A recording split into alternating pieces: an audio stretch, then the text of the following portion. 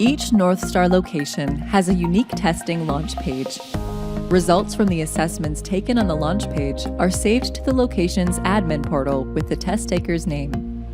To open your location's testing launch page, you will need your location PIN. You can find this in the admin portal. First, start at our home page.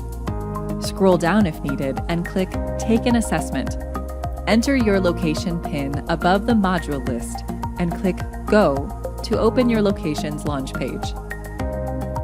You can bookmark this page to quickly access it later.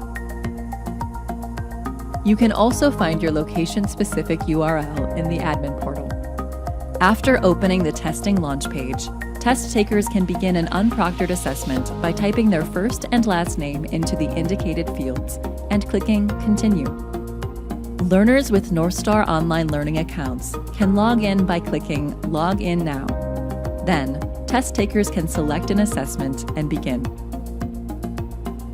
At some locations, learners with Northstar accounts can easily access the testing launch page without the location PIN. After logging in, learners can click Take Assessment anywhere on the dashboard to go to the launch page. Please note, some locations do not use this feature. If you want to include this feature in the learner dashboard, please ask a Northstar admin for help.